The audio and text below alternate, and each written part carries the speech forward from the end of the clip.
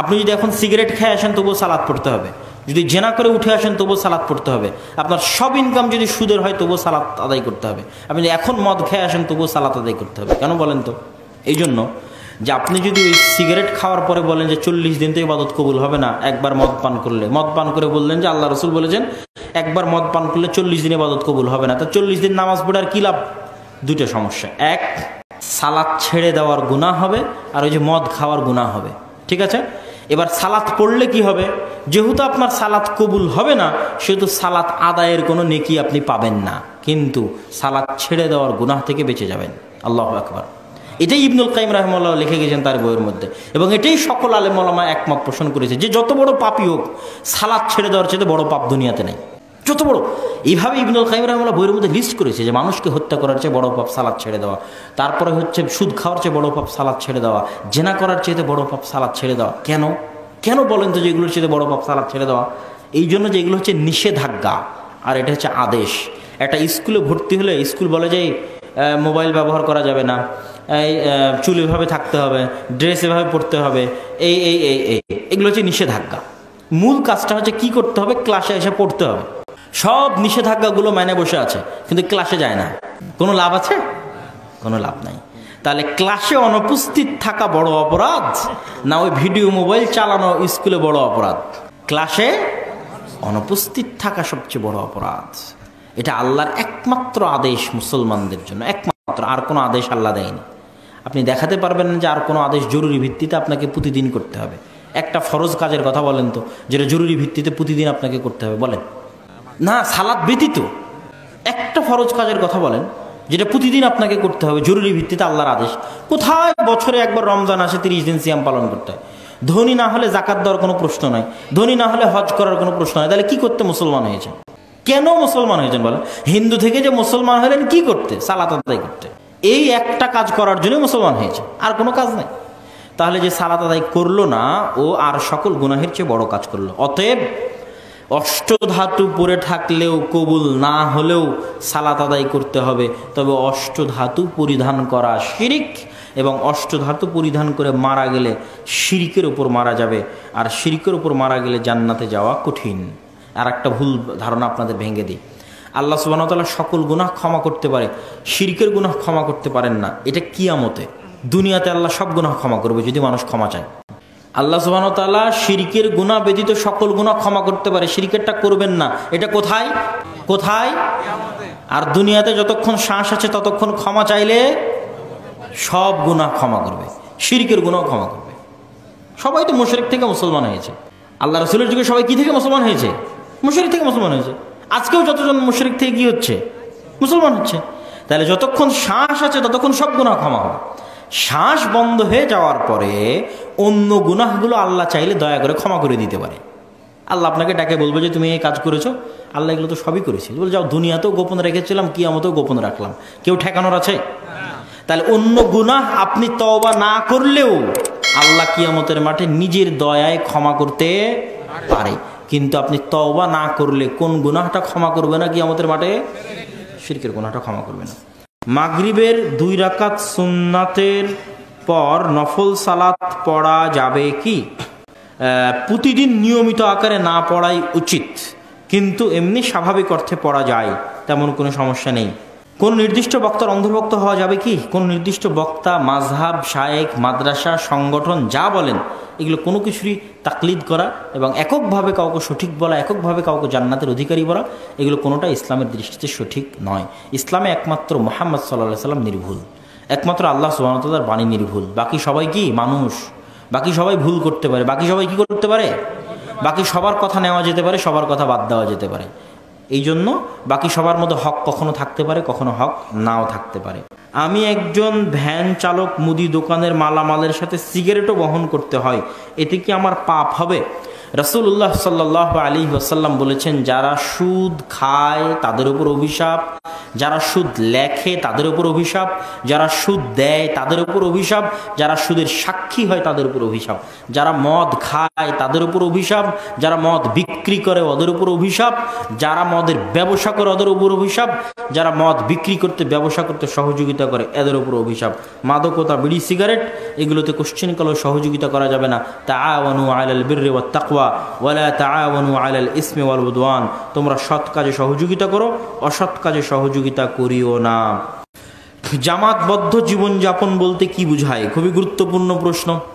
জামাতে ইসলামও বলবে জামাতবদ্ধ জীবনযাপন, তাবলিগ জামাতও বলবে জামাতবদ্ধ জীবনযাপন। এই যে বিশ্ব ইজতেমা আসতেছে, তাবলিগ জামাতের জুবাইর গ্রুপ আর সাদ গ্রুপের গণ্ডগোল, প্রত্যেকটা গ্রুপ জামাতবদ্ধ জীবনযাপনের হাদিসকে তাদের গ্রুপের পক্ষে লাগিয়ে দিয়েছে। জামাতবদ্ধ জীবনযাপনের হাদিসে আল্লাহ রাসূল কি বলেছেন? যে জামাতবদ্ধ নাই ওর মৃত্যু জাহিলিয়াতের মৃত্যু, যে জামাতবদ্ধ নাই ওকে হত্যা করা যাবে। অসংখ্য হাদিস আছে এগুলোর উপর। যে জামাতবদ্ধ নাই সে ইসলাম থেকে বের হয়ে গেছে। তাহলে আমার আপনার দল যদি জামাতবদ্ধ হওয়া হয়, তাহলে কতজন যে কাফের আছে, কতজন যে হত্যাযোগ্য আছে আল্লাহ ভালো জানে। জামাতবদ্ধ মানে শাসকের সাথে জামাতবদ্ধ থাকা, 5 ওয়াক্ত সালাতে জামাতবদ্ধ থাকা, যেটা আজকের এই তাজকিয়াতুন নাফসের যে বিস্তারিত বক্তব্য আছে, ওই বিস্তারিত বক্তব্যের মধ্যে হাদিস পাবেন যে জামাতবদ্ধ থাকলে, 5 ওয়াক্ত সালাতের মধ্যে থাকলে জামাতবদ্ধ থাকা যায়, আর না হলে জামাতবদ্ধ থাকা যায় না। রমাজানে জামাতের সাথে 1 রাকাত বিতর আদায় করা যাবে। রমাজানে রাসূলুল্লাহ সাল্লাল্লাহু আলাইহি ওয়াসাল্লাম জামাতের সাথে 3 দিন তারাবির সালাত আদায় করেছেন।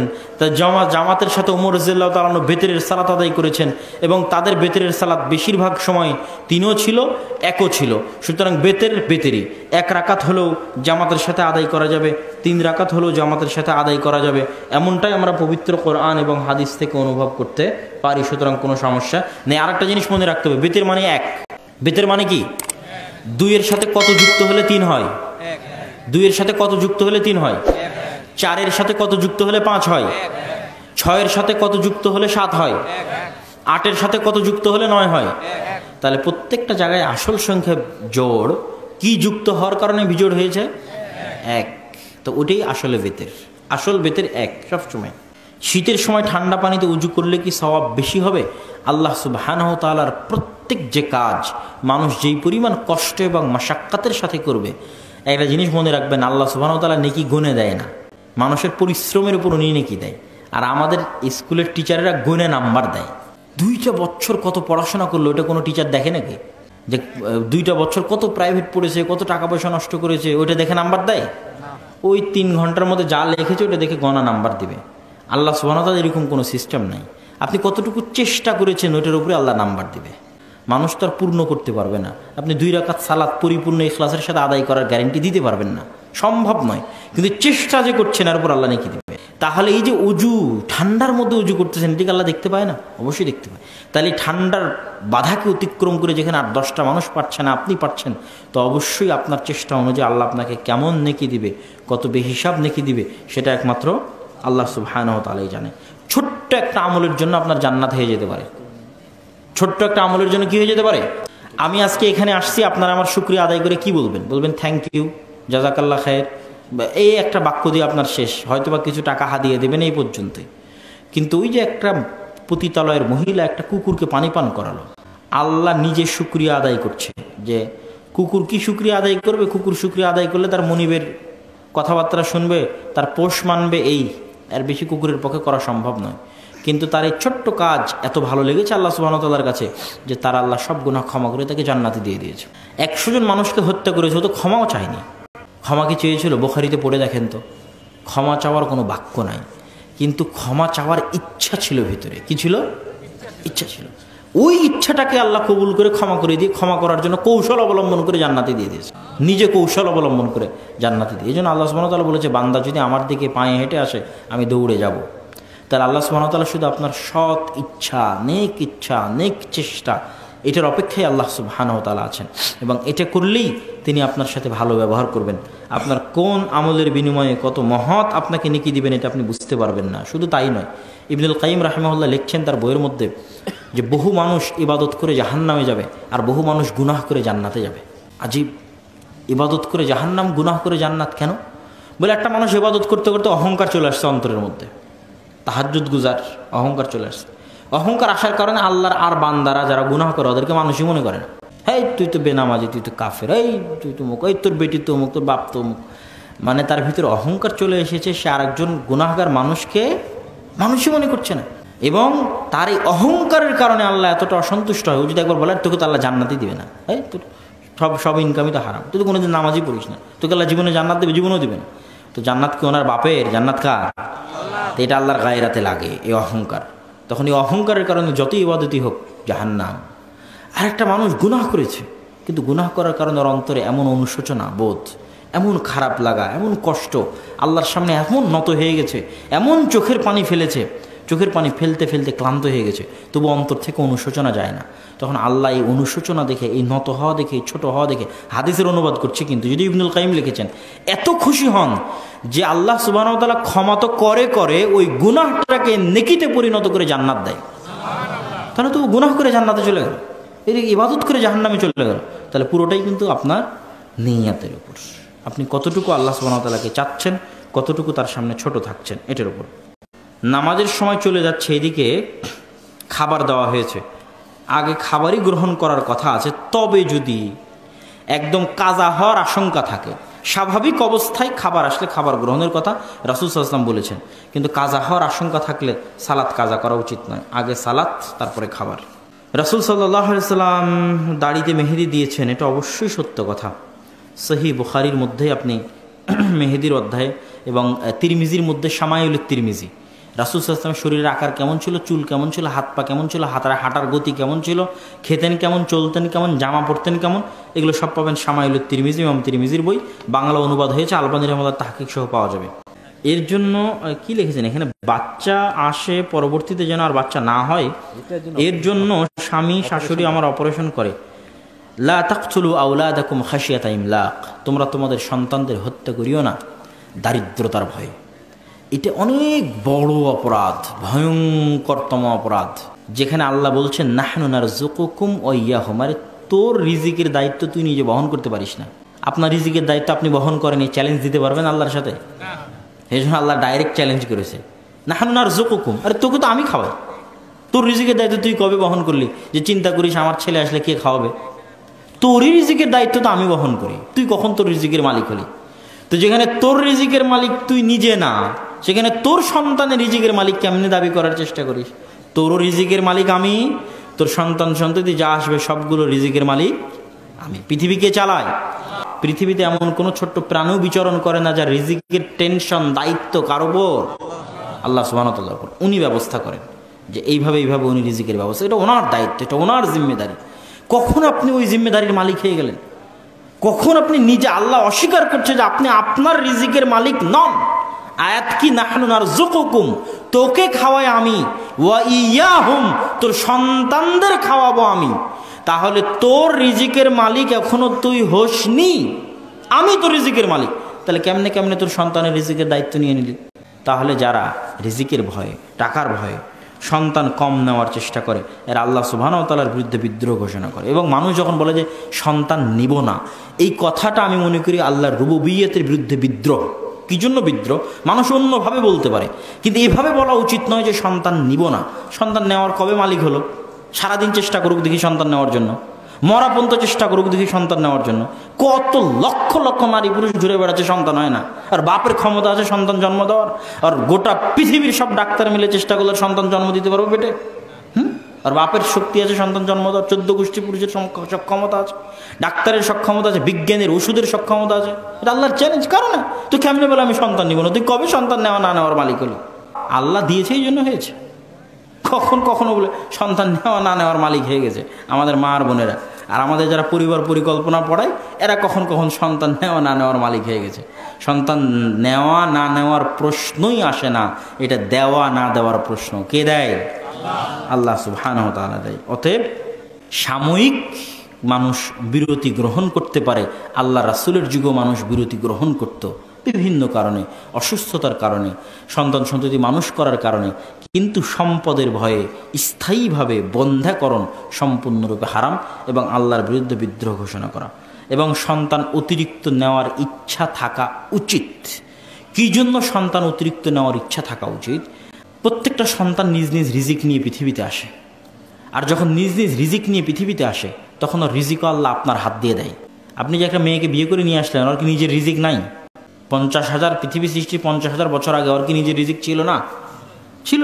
তাহলে আপনি যখন ওর সকল খাওয়া দাওয়ার দায়িত্ব নিলেন তো ওই রিজিকটা আল্লাহ আপনার হাত দিয়ে দিবে।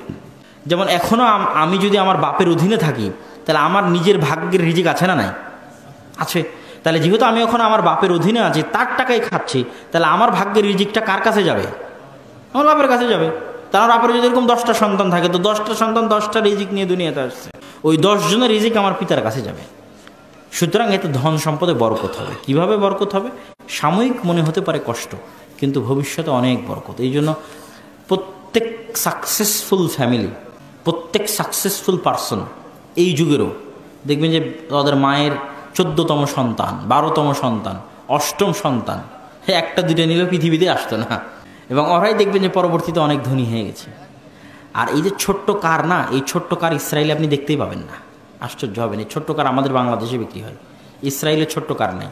কেন? ছোট্ট কারে তো যদি সামনে স্বামী বসে বা সামনে যদি আর কেউ বসে, তাহলে স্বামী স্ত্রী আর 2টা সন্তান ছাড়া ছোট কারে অংশগ্রহণ করা সম্ভব নয়। ইসরায়েলে সব জিপ গাড়ি দেখবেন, বিশাল বড় বড় জিপ গাড়ি, যে সৌদিরাও জিপ গাড়ি ব্যবহার করে, কেন? ওদের সন্তান সন্ততি বেশি, তো জিপ গাড়ি ছাড়া তারা ব্যবহার করে না। এবং তারা প্রত্যেকটা দেশ, চায়না পুরস্কার ঘোষণা করছে তোমরা সন্তান নাও। রাশিয়া বিপদে আছে, কাকে দিয়ে যুদ্ধ করাবে? লোক নাই, তাহলে তোমরা সন্তান নাও, পুরস্কার দিব। আর যারা সন্তান নিবে না তাদের বিরুদ্ধে জরিমানা। আপনি পত্রিকা পড়ে দেখেন, সত্য নিউজ। চায়না বিপদে, সন্তান নাই। রাশিয়া বিপদে, সন্তান নাই। ইসরায়েল বিপদে, তাদের সন্তানের দরকার। আর ওরাই আবার আপনাদেরকে বলতেছে তোমাদের সন্তান নিতে হবে না। তাহলে সমস্যা কোন জায়গায় এবার ধরতে পেরেছেন? নিজেরা ঠিকই সন্তান নিচ্ছে, কিন্তু আপনাকে সন্তান নিতে দেবে না। সর্বশেষ বলি, এটা মানুষের ব্যক্তি স্বাধীনতায় আঘাত।